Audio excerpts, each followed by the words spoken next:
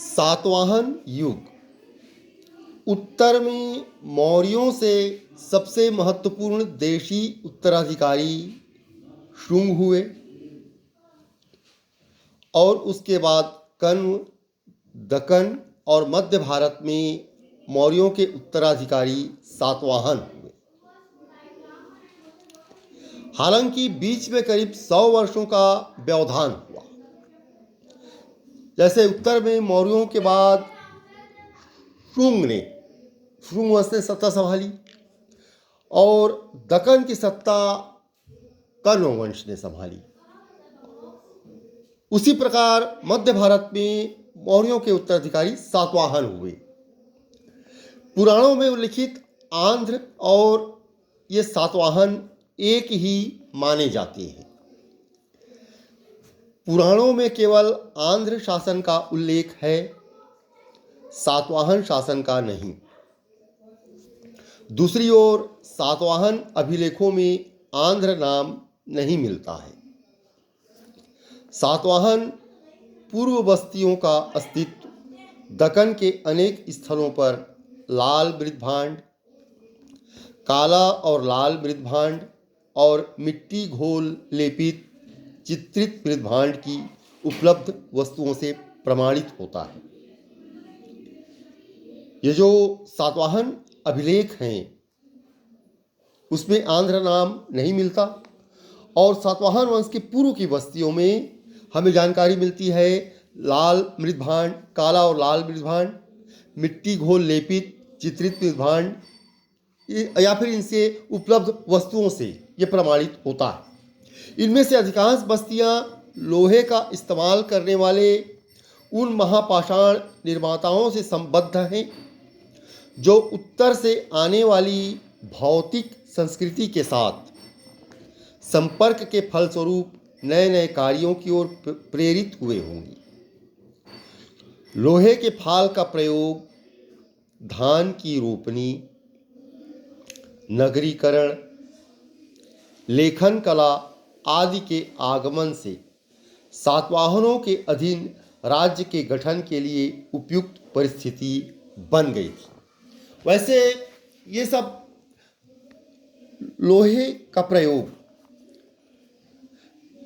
उन्नत कृषि, नगरीकरण, ये सब और साथ ही लेखन कला का विकास, ये सब लगभग सभी राजवंशों के उदय का प्रमुख कारण था।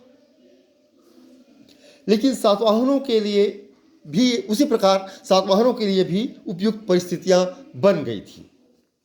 कुछ पुराणों के अनुसार आंध्रों ने कुल मिलाकर 300 वर्षों तक शासन किया और यही समय सातवाहनों का शासनकाल माना जाता है। सातवाहनों का सबसे पुराना अभिलेख ईसा पूर्व पहली सदी का है, जब उन्होंने कण्वों को पराजित कर मध्य भारत के कुछ भागों में अपनी सत्ता स्थापित की। आरंभिक सातवाहन राजा आंध्र में नहीं बल्कि महाराष्ट्र में थे, जहां उनके आरंभिक अभिलेख मिले हैं। उन्होंने अपनी सत्ता ऊपरी गोदावरी घाटी में स्थापित की। महाराष्ट्र में बढ़िया और तरह तरह की फसल इसी क्षेत्र में होती थी। जो ये गोदावरी घाटी है ये उपजाऊ क्षेत्र है और महाराष्ट्र में एक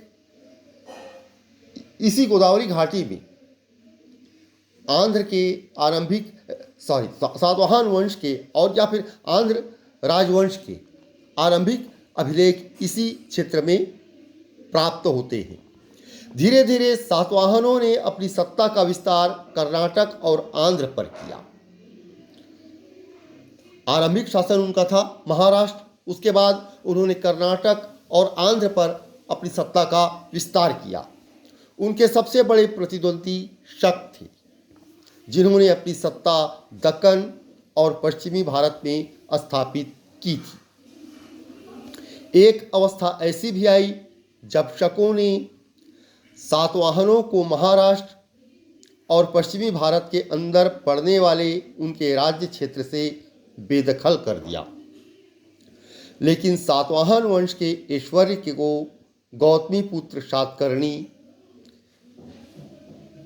ने फिर वापस ले लिया।